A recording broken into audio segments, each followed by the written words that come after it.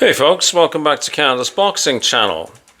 I see the Ring magazine is reporting that the Lewis Crocker Paddy Donovan rematch has been ordered by the IBF, and that's to take place within the next 120 days.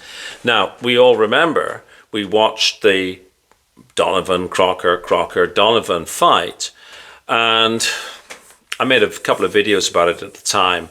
I mean, I thought it was all Donovan all the time.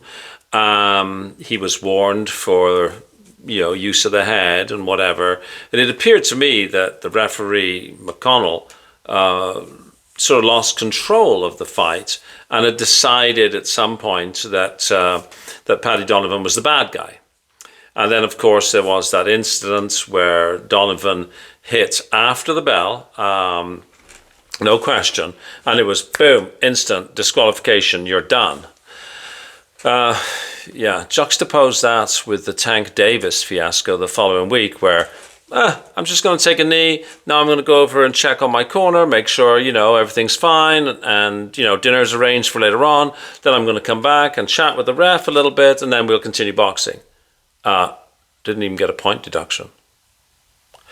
Yeah, I don't know. It's crazy, right? Anyhow, I am pleased that there is a rematch ordered. I'll just read through what the Ring magazine says so that if you don't subscribe to the Ring magazine, that you can have you can get your news here, so to speak.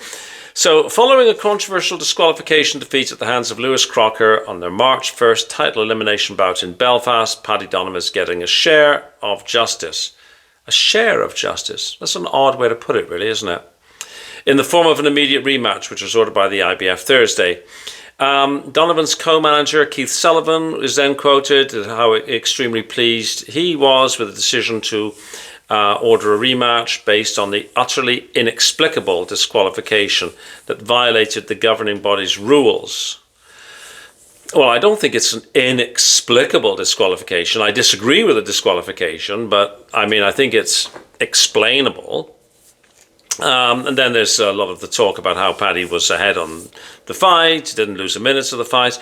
I'm not sure if he didn't lose a minute, but he definitely was ahead on the cards. And the cards were apparently all in favour of Paddy Donovan, 67-65, 69-63 and 69-63, even after losing 2 points for use of the head.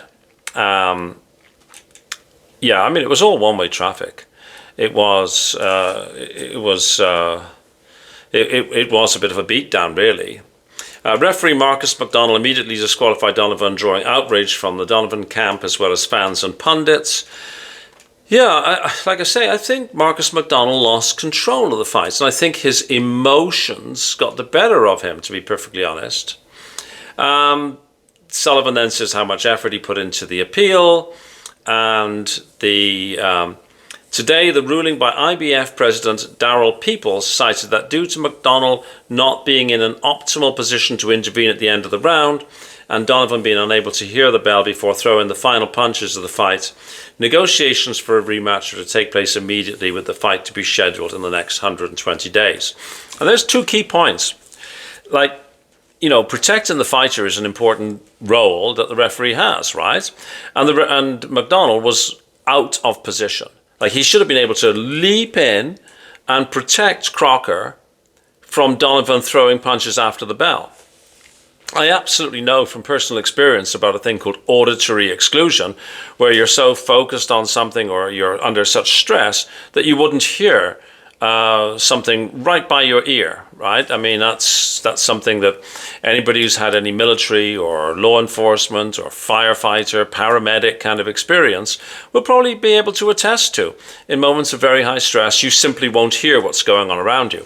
Now, I know some people have said in comments section, well, people in the front row could hear the bell. Of course he could hear the bell. Well, no, actually you're wrong. That's not how it works. Whether, of course, Donovan didn't hear the bell remains something that only Paddy Donovan and his conscience will truly know, but I'm quite prepared to accept that neither fighter would have heard the bell. And that's why McDonald should have been there to launch himself to protect Crocker, which he clearly failed to do. I would say if there's going to be a rematch, that's based on the first fight, it would be all Donovan all the time, I would think. He is going to have to learn discipline, though. As sympathetic as I am for the situation that he found himself in the first fight, he's going to have to learn to control himself. He's going to have to learn self-discipline.